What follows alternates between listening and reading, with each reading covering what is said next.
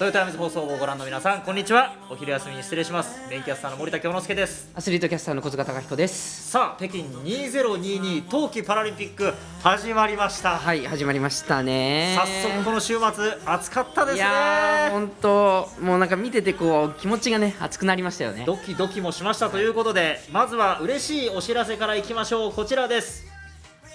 パラバイアスロン女子スプリント座位のカテゴリー、アメリカのオクサナ・マスターズ選手 GTTA 最初の金メダルおめでとうございます。ゴンシーゴンシーゴンシーどうしたどうしたどうしたゴンシーどうした中国語講座、中国講座見てた見てた。いや早く使いたいなと思って。おめでとう。そうだよ、ゴンシー。じゃあいきますよ。はい、小塚さん、じゃあせーの、ゴンシー。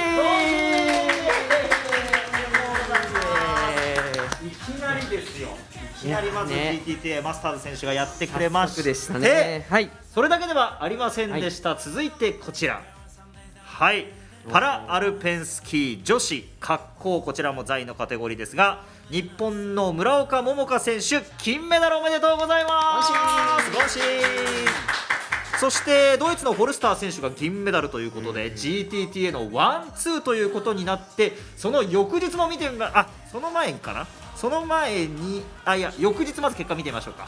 翌日の結果がこちら、また同じです。スーパー大回転、こちらも金銀のワンツーということで、村岡選手は試合後のコメントでコンタクトレンズが途中で外れていたとよくその状態でね。でもね、やっぱり、ね、それでも滑れるってことはよほどいろんな感覚というかセンサーが体の中にあって、それで滑ってんだなっていう感じがしましたし、この喜びの表情もまたいいですよね。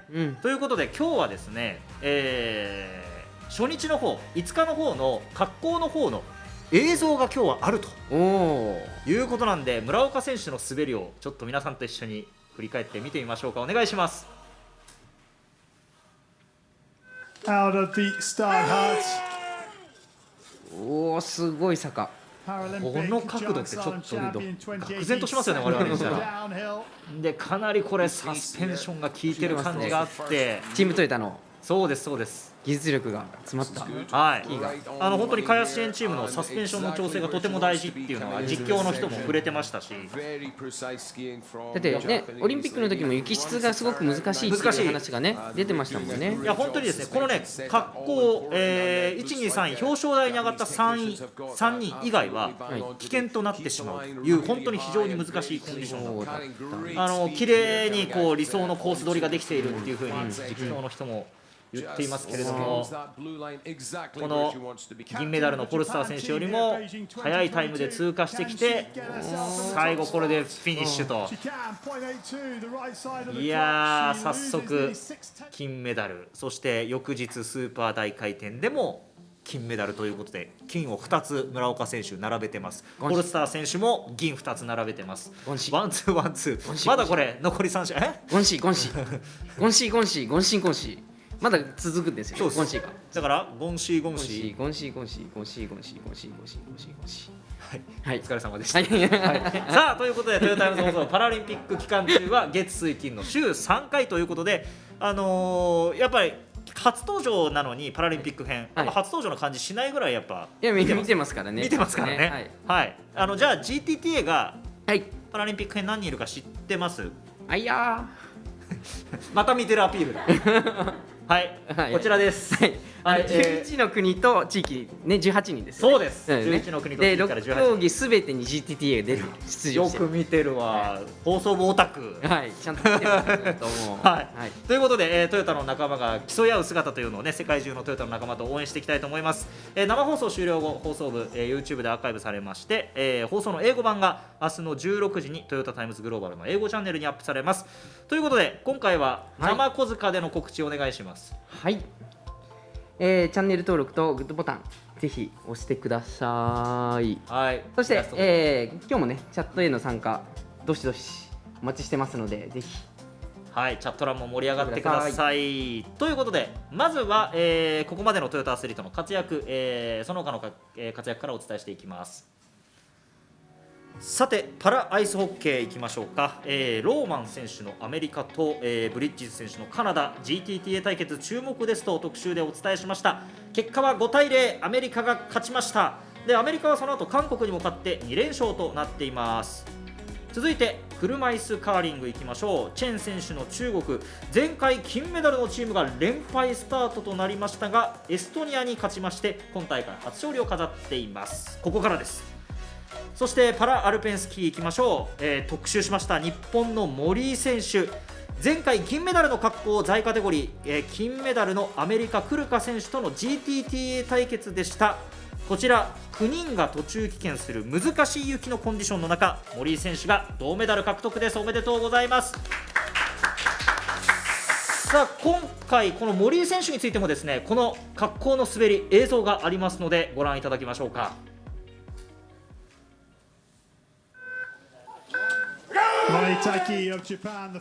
またこの角度滑り出していってですね、結構こうやって弾むような本当に難しいコンディションだなっていうのが分かりますよね。ものすごいスピード、ちょっとすごいな。おーってなっちゃいますもんね。でここがちょっとね危なかったんですけど、こここらえてこの後も本当スレスレ、こんなに倒れるんテンですね。ションが上がってますよ。本当にね、いろんな技術、それから開発支援チームとのコミュニケーション、いろんなものが詰まってここを滑り降りてくるわけですよ。ということで、3位銅メダルということだったんですが、森井選手の表情はちょっと悔しそう。特集でもねお伝えしましたように、やっぱ目指すは悲願の金メダルなんで、まあでも森井選手のね、滑りタイパンラまた使ってきたタイパンラ、素晴らしい、そうですよ。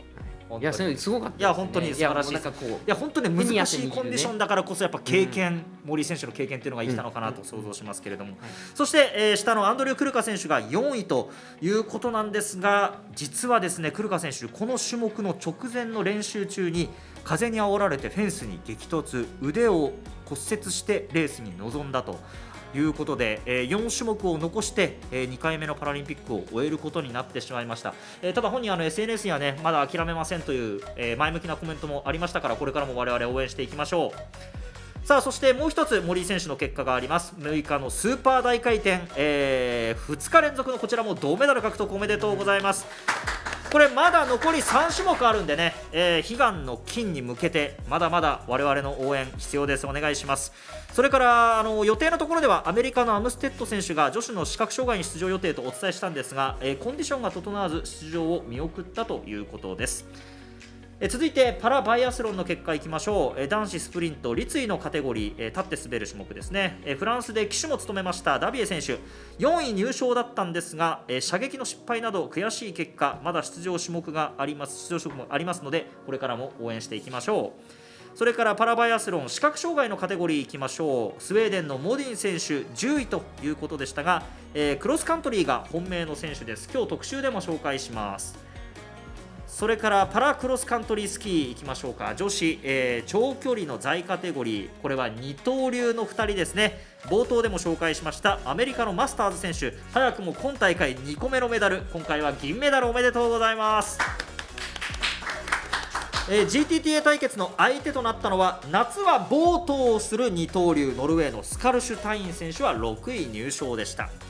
そしてパラスノーボード、スノーボードクロスですね、男子の予選、足の障害の重い方のクラス、開会式でオランダの騎手を務めていたボス選手が8位で予選通過、 SBUL の腕の障害のクラス、フランスのモンタジョーニ選手は6位で予選通過となっています。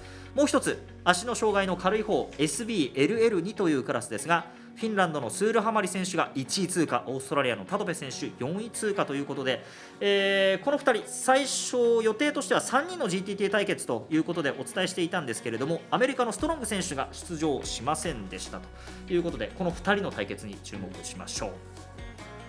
以上、ここまでトヨタアスリートの活躍お伝えしました。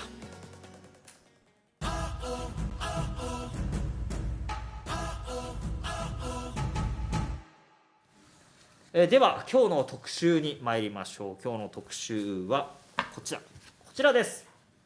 最強が北京に集結、コレクターズ39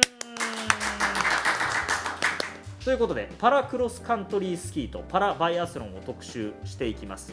パラリンピック競技は全部で6競技、でこれまでアルペンスキーと車椅子カーリングとパラアイスホッケーの3つ紹介してきて、今日新たに2ついきます。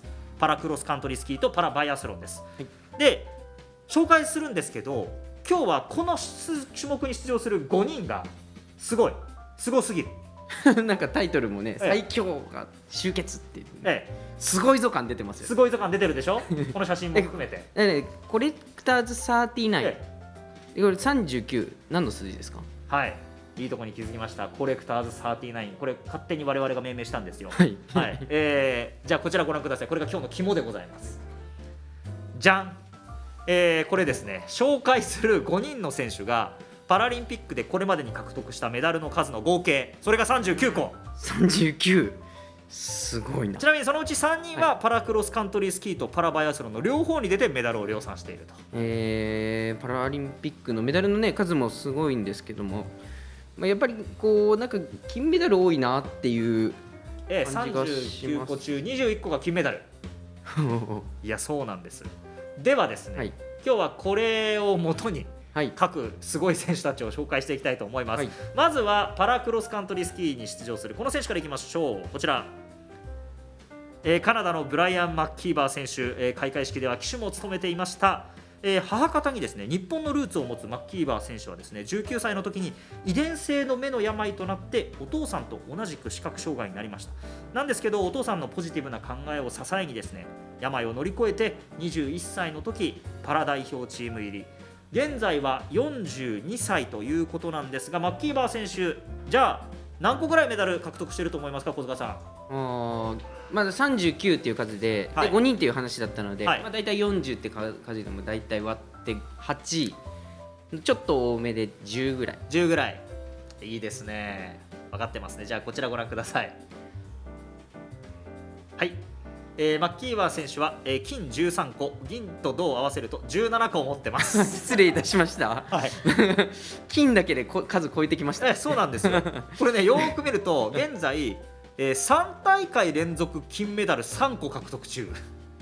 はあって感じですよ。もうなんかこうなんかかけたらこうなんか首バキバキになりそうですね。いや本当そうなんですよ。マッキマキ？マッキーバーだけに。マッキーバーだけに。あいや今日は豪快にいきますね。お願いします。バキバキです。これなんかいいなと思って。あいや使えるなと思って。やっぱ見てる最中そうメモしたんですか。あいやこれ使えるな。そうだねぐらいな感じで。なるほど。いけるなと。中国トヨタオリパラボの皆さんに感謝してください。ありがとうございます。さあということで、2002年のソルトレークから出場して、マッキーバー選手今回が6大会目、森選手と一緒かな。で17個もメダルを獲得しているその強さの秘訣についてこんな風に語ってくれています。I was fortunate that I lost my eyesight later in life. So I had a long sort of junior development career beforehand. So I had a lot of fundamentals from a young age. I raced at the World Junior Championships when I was 18 and then started losing my eyesight after that. So I was on an international trajectory already. And when I made the switch to Paralympic, I think that worked in my favor. Now I believe it's just the experience that I've had over this many years, 24 years racing internationally now. So I think experience is always really important when you go into big events. We are calm around the big events. We understand what's happening and how to prepare. And so I think that calmness now is very important for our success, and it also allows us to adapt to whatever situations come up when we're at the games. まだトレーニングももちろん大切なんですけども、やっぱりこうなんかメンタルってすごく大切だなっていうふうに思っていて、やっぱりその競技にこう打ち込むことができる、その集中できるっていうその経験から来るものだと思うんですけども、それってすごく大切なんだっていうのをねおっしゃってたので、そうですね、さすがなんかいろんな経験されてきてんだなっていうふうに、だからメダルこれだけ取ってるからやっぱ技術がすごいのかなって思いがちなんですけど、おっしゃってたことはメンタルの方、もちろんね、技術もそうなんですけどっていうことですね。はい、そのマッキーバー選手が出場するクロスカントリースキーなんですが、カテゴリー分かれてます。立位在視覚障害、3つのカテゴリーに分かれて競い合います。パラアルペンスキーの時と比べるとね、この材がチェアスキーがちょっと違いますね。パラアルペンスキーの時は1本の板でしたけど、2本の板になってたりします。で、このカテゴリーの中では障害の種類や程度が違っても一緒に競い合いますと。ファクタータイム、計算タイム制でさらっと言いましたね。はい。ちゃんと見てきてるでしょ。見てきてる。ファクタードタイム、そう、計算タイム、その通りです。アルペンスキーと同じタイムアタックですから、障害の程度で有利や不利がないように、実際のタイムに計算タイムをかけて出る、係数をかけた計算タイムで、順位を競うというふうになっています。じゃあ、そんなドヤ顔の小塚さんに聞きます。質問です。クロスカントリースキーの走り方2種類あったの覚えてますか？クラシカル走法と、あとなんだっけな、フリー走法。よく覚えてるじゃん。ハの字になって、縦に滑るのと、あとハの字になって滑るの。いいですね、いいですね。じゃあちょっとスライド見てみましょうか。正解です。はい、クラシカル走法とフリー走法、ね。クロスカントリースキーはそこ言わないんだ。走ってなんぼですよ。そういうことか。そういうことか。あの時散々言ってたから。滑ってなんぼじゃなくて。滑ってなんぼじゃなくて、踏み込んでこう止まるからっていうか、走ってなんぼですね。はいはい。ちょっと乱れてきましたね。ごめんなさい。ちょっと乱れてきました。乱れてる。はい。まあいいや。ちょっとね、アイアンにとらわれすぎてる。はい。集中してください。はい、集中。はい。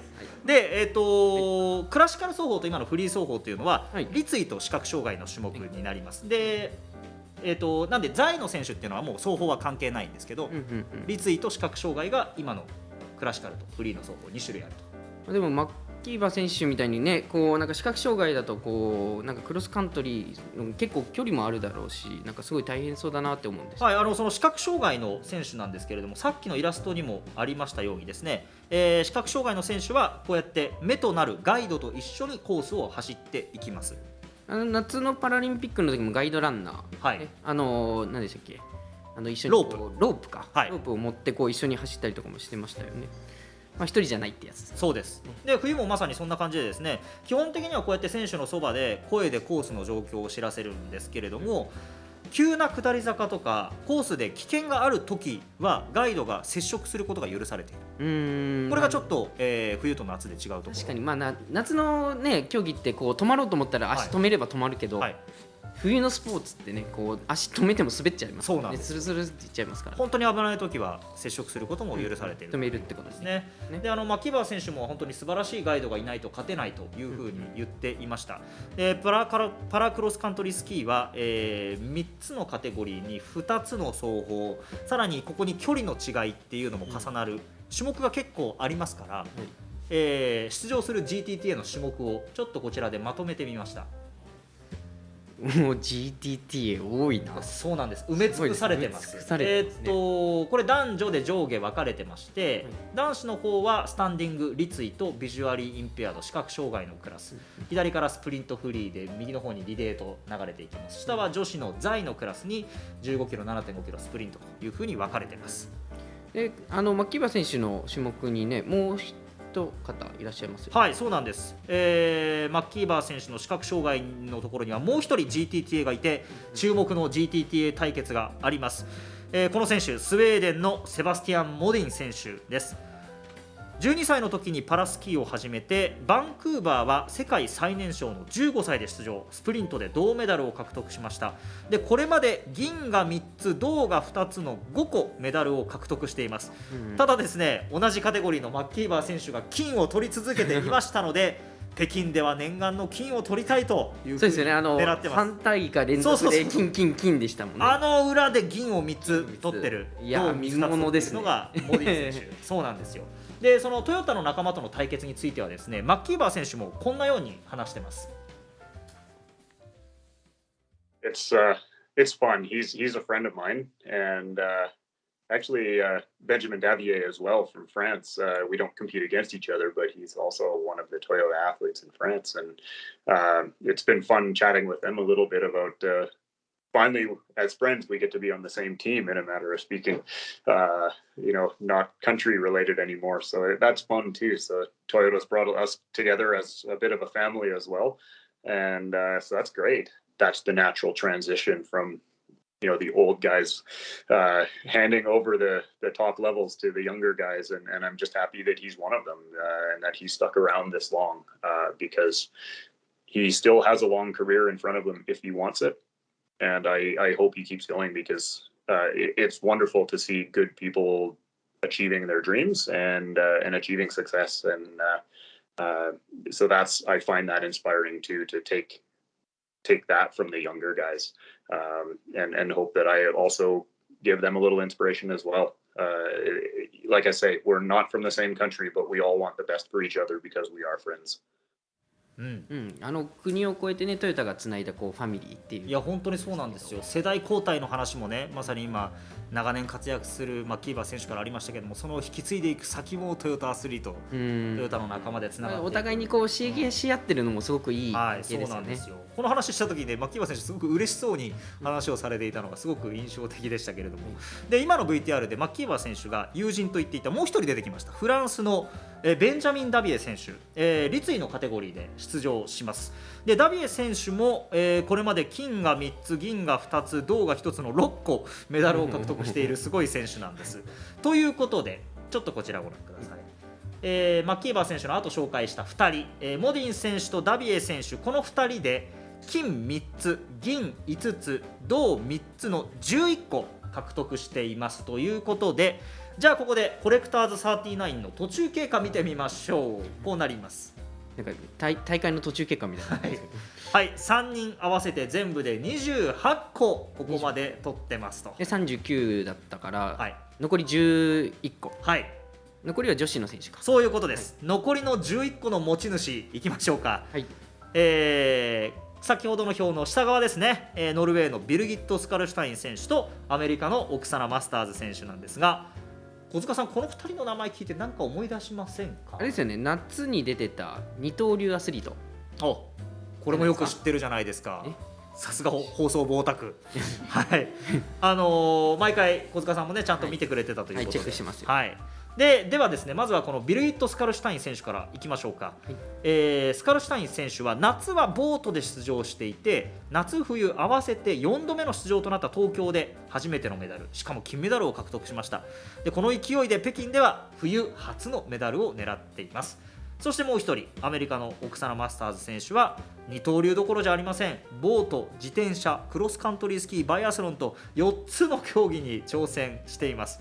で2年に一度やってくるパラリンピックに出続けているというのがもうマスターズ選手なんですね。マスターズ選手は、さっきの、39の表出ますか。2012年ロンドンから5大会で、金4個銀3個銅3個合わせて10個も獲得していて、ここにスカルシュタイン選手の東京の金1つを合わせて11個彼女たちが取っていますと。これね、表を見るとあれですもんね、2年ごとになってるっていうのが、これ夏も入ってるから。そうです、ロンドンと東京っていう夏が2つ入っているのは、この2人のおかげというかせいというかおかげというか、この2人が積み上げてきてくれた半年でね、2回も出るっていうの、はい、しかも違う競技ですからね。そうなんですよ。しかもね、すごいですね。単純に東京は1年ずれたせいで、はい、今回は半年ぶりのパラリンピックですよ。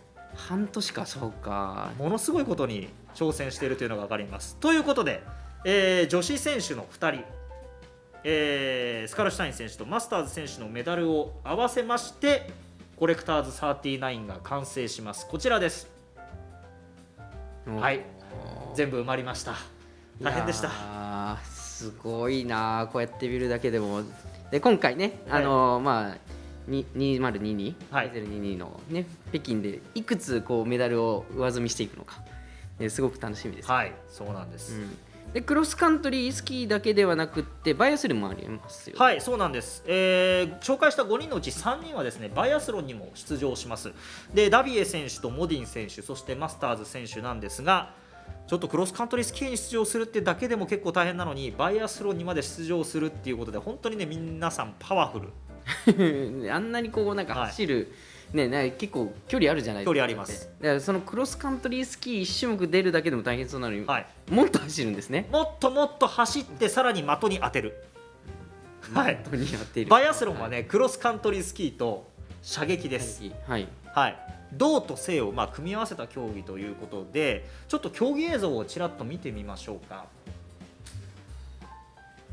こちらですねクロスカントリースキー立位の選手がいたり、こうやってシッティング座位の選手がいたりクロスカントリースキーをやってその合間にこうやって切り替えるんですよ。射撃ちょっとね選手の体の小刻みな動き見てくださいね。よーく見るとこれやっぱり呼吸乱れてるのをなんとか整えて正確な射撃をすると。で本当に走って打ってっていうのをこう繰り返すんですけど射撃を外してしまうとペナルティーが課せられるんで、早く走んなきゃいけないんだけどその呼吸が乱れた中で射撃も外しちゃいけないちゃんと狙わなきゃいけない、ということで、マスターズ選手のですね、長年のライバルで、夏のパラリンピックの時に紹介しましたドイツのアンドレア・エスカウ選手という人がいました、で今回エスカウ選手は出場を逃すことになったんですけれどもそのエスカウ選手にちょっと話を聞いてみましたこのバイアスロンについて、そしたらですね射撃でミスをすると一撃で順位が変わるんだと、走った後の集中力が大事でクロスカントリーの方は誰が勝つかすぐ分かるけれどもバイアスロンは誰が勝つか分からないエキサイティングな競技だと。だから一射って言えばいいんですか。そうですねがこう勝敗を決めるところもあるっていう感じ。そういうことなんですよ。やっぱりこの射撃っていうのが間に入ることによってやっぱ競技がより面白くなるというか、見えなくなるから最後まで分からない、分かんなくなるっていうことで、そんなバイアスロンにもカテゴリーあるんですよね。はい、クロスカントリースキーと同じく、立位と座位と視覚障害の3つありまして順位を決め方としては、計算タイム制、ファクタードタイムです。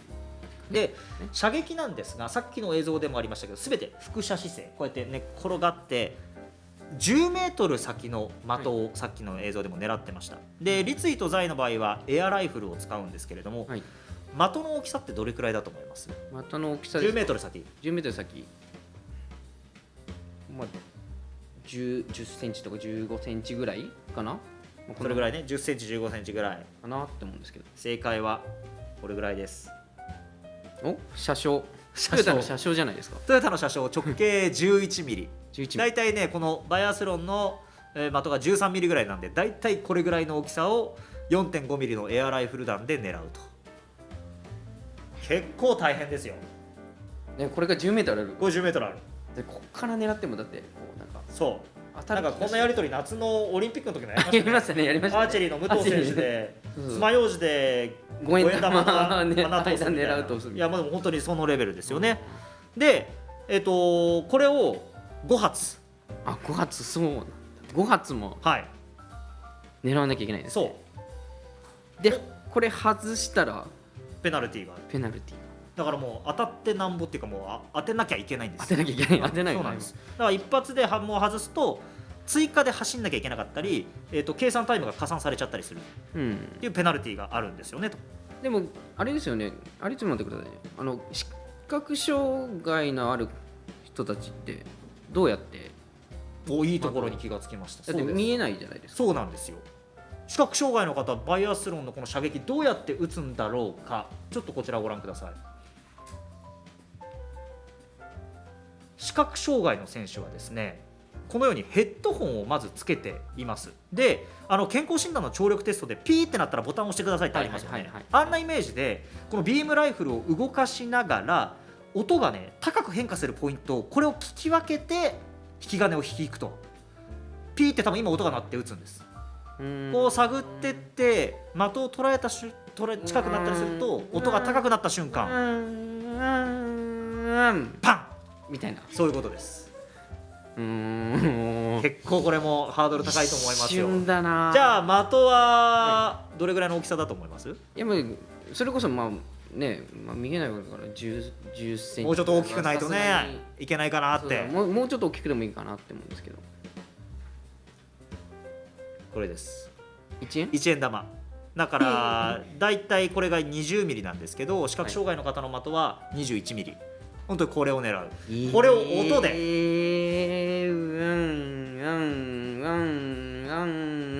下手したら全然音変化しないってことだってありえそうじゃないですか。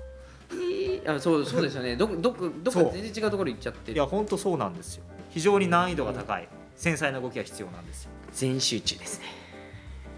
全集中、はい、いろいろぶっ込んできます、ライフルの呼吸1の方やめてください、あんまやめましょう。あんまりやめダメはい、ということで、じゃあ最後にですね、バイアスロンですでに、今日紹介しました金メダルを獲得しているマスターズ選手からトヨタの皆さんへのメッセージがありますので、そちらをご覧ください。As my Team Toyota family is watching me, look out for just smiles and waves, but know that for me, my last lap of any race is always dedicated to my mom. But there is a lap out there that is dedicated to only Team Toyota family, and I'm thinking about how if it wasn't for them, I would not be able to keep pushing myself forward. いやマスターズ選手ありがとうございます。私たちもね画面越しにこうやって手を振りますよということで、小塚さんいかがでしたか、コレクターズ39。いやもうメダル多すぎてこうちょっとなんかクラクラもうまあ輝かしいんですけど、輝かしい、はい、本当にすごいなって。いや今回も本当に楽しみですね。そうですね、これから予定のところでもどの選手が何に出るかっていうのを事細かく紹介していきますので、コレクターズ39の、さらなる上積みに期待してみんなで一緒に応援しましょう。以上特集でした。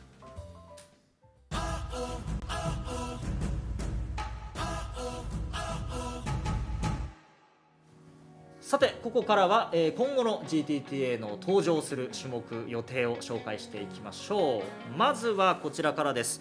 チャンアオビンチューパラアイスホッケーからいきましょう。明日8日ですね、初戦アメリカに敗れましたブリッジズ選手のカナダが韓国戦、ここ18丸18って書いてありますけれども、試合見るときは18番がブリッジズ選手です。18番の選手探してみてください。では続いていきましょう。ルンイー・ビンフー車椅子カーリングです。チェン選手の中国、ここまで連敗の後1勝しました。今日この後ですね、韓国戦とスイス戦がありまして、明日はアメリカ戦、明後日はスロバキア戦と連日で試合があります。ここからの大きな盛り返しに期待しましょう。続いてチャンアオガオシャンファーシュへパラアルペンスキーです。日本の森井選手なんですが、ちょっとですねパラアルペンスキースケジュールが結構変更になっているそうです。ちょっと気候の問題があって前倒しになっているということで、スーパー複合が今日行われています。森井選手は、男子の座位カテゴリー、3種目連続のメダルなるか注目です。スーパー複合はスーパー大回転と、回転の2つですけれども、スーパー大回転が今やってる時間、そして午後に回転があるということです。それから女子の座位カテゴリーの2人、日本の村岡選手とドイツのフォルスター選手も同じくスーパー複合の途中ということで、最初にお伝えしたようにこの2人ここまでの2種目はいずれも金が村岡選手、銀がフォルスター選手ということでしたので、果たしてどうなるんでしょうか。午後注目ください。この後13時5分からは NHK の E テレで、パラアルペンスキーのスーパー複合の中継があるというのでそちらご確認ください。続いて今競技出ていますのはチャンアオユエイエファーシュエパラクロスカントリースキーということで、男子20キロクラシカルの視覚障害、今日特集しましたカナダのマッキーバー選手とスウェーデンのモディン選手の GTTA 対決が今やっているという時間ですかね。それから9日のスプリントフリーには立位フランスのダビエ選手と左のマッキーバー選手とモディン選手も登場します。9日のスプリントフリーもご注目ください。あさって9日の女子座位カテゴリーに行きましょうか。次ですかね。アメリカのマスターズ選手とノルウェーのスカルシュタイン選手、今日お伝えしましたスプリントで GTTA 対決ということで、こちらもご注目ください。それからチャンアオドンジーリャンシャンパラバイアスロン、これも今日特集した、同じ人たちが出てるこの3人ですね。明日座位カテゴリーの女子10キロがあります。アメリカのマスターズ選手、それから男子10キロの立位にフランスのダビエ選手、視覚障害にスウェーデンのモディン選手ということになっています。本当に同じ人がいっぱい出るっていう感じがしますね。続いてチャンアオダンバンファーシュエパラスノーボード、スノーボードクロスの男子に決勝がちょうど今始まってるんですかね。 SBLL2 のクラスは GTTA 対決です。フィンランドのスールハマリ選手、オーストラリアのタドペ選手、それからもう1枚あります。 SBLL1 のクラスにオランダのボス選手と SBUL のクラスにフランスのモンタジョーニ選手が出場。これらの模様はですね、今日16時4分から NHKE テレのサブチャンネルで放送予定となっていますので、せっかくなので彼らが頑張る姿、映像でも確認したいですよね。ぜひともチェックしてみてください。これらの結果、次回のトヨタイムズ放送部でお伝えしますし、それらの以外の結果予定、トヨタイムズの特設サイトでお伝えしています。インタビュー動画、アスリートの SNS 情報も載ってますのでチェックしてみてください。さて今日も、特集、結果予定などをお伝えしてきましたけれども、今日もはい中国語クイズ、うんうん放送開始前に出てました。はいもう一度問題見てみましょうか。これでした。見逃した方、今お考えください。ではシンキングタイムの間に小塚さん、今日届いたコメント紹介お願いします。はい、とにかくね、的の小ささに皆さん驚いているようでですね、トヨタの車掌とか1円玉と川上さんかからはやっぱり小さすぎるとか、あとは月島さんも私も無理ってもらってますし、あと森田さん急になんか中国語喋れるようになっちゃってました。前回からですね、中国トヨタオリパラ部の皆さんからいただいたレッスン動画で練習して競技名は中国語で言ってからちゃんと日本語言うように。すごいっていうコメントもいただいてますので。すいません、ありがとうございます。はい、そして中国語社名クイズ、はい、はい、の回答なんですけども、来てました。月島きらりさん読めないとか、読めない。はい、相馬さんもなんて読むんでしょうとか、松さんもわからんとか、北沢康介さんなんて何も読めねえとか、北沢康介さんが何も読めねえ。何も読めねえってなるほどね。っていう答える気ありましたかね、その人。っていう感じ何も読めない。でもまあでも確かにね、今日はね難しい。難しい。でもそしたらTMC からの出向者さんからヒントが、ヒント出してた。はい、ヒントが来ました。でポリンキンさんとね、ヒントは小塚さんかなと。あれヒントになってるじゃないですか、小塚さん。僕ですかっていう。じゃあ小塚さん、それがね、なんか小塚さん、じゃあ答え言ってみます。社名ですもんね。社種名だってもう小塚さんだよ、小塚さん、ヒントは。まあ小塚さんだってしばらくだってね。あ、ついにおお、言っていい、言っちゃっていいよ。言いたい、言いたい。どうぞ。言っていい、どうぞ。ヤリス。正解はこちら、ヤリスでした。さあ、結構これ難しいですよね。でちょっと小塚さんにね、もうちょっとサービス用意してます。お願いします。おー、タイパンラー素晴らしい。ついに来た。でしかも見てくださいよ、小塚さん。なんで小塚さんね、サングラスしてね、眩しいって言ってるんです。眩しい。これどういうことかっていうと、はいこのヤリスっていう漢字、最上級に眩しいっていう意味だそうなんですよ。で読み方はジーシュアンジュシェンなんです。ジュシェンっジーシュアンてことはウージーシェンゴヤリス。ゴヤリス5大ヤリスがあるからウーでしょね。ウージーシュアン、ウージーシェン。はい、はい。最上級に眩しいとよかったいうことで、今回も今回も中国トヨタオリパラ部の皆さん、全面協力ありがとうございました。さあ次回の放送の予告をしておきましょうか。次回が水曜日ですね。こちらになります。4年ぶりの冬の舞台は2年半ぶりのスキーで目指した半年ぶりのパラリンピック、ニュー村岡桃佳を目に焼き付けろということで、これ一瞬どういうことってなると思いますが、それはそうなんですよ。それくらいとんでもない挑戦を彼女はしているんです。東京パラリンピックで陸上に挑戦するためにピョンチャンの後2年半スキーから離れてたんです、村岡選手、でコロナによる延期で夏冬の間が半年になっちゃいました、この短期間で長いブランクを取り戻して今世界トップレベルで戦う村岡選手のストーリーをたどっていきたいなと思っております。で村岡さんと同じ東京2020パラリンピック陸上日本代表の鈴木智樹選手がスタジオに来てくれるということで、これまた楽しみなんですよね。いろんな話が聞きたいですし、東京マラソンとかにもね、出たばっかなんでいろんな話が聞けると思います。ということで今日もお付き合いいただきましてありがとうございました。トヨタイムズ放送部、ここまでのお相手は森田京之介と小塚貴彦でした。それではまた水曜日にワントヨタ。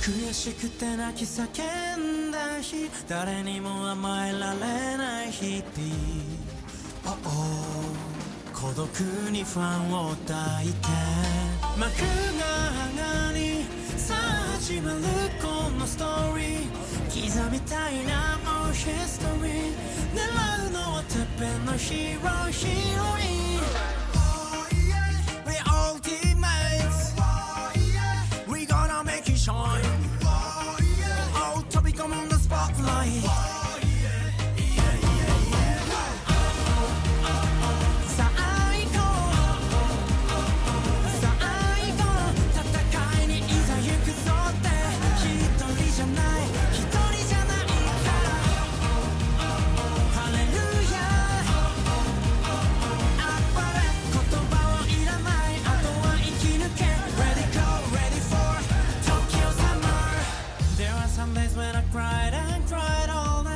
Some days that I couldn't show myself with loneliness in my heart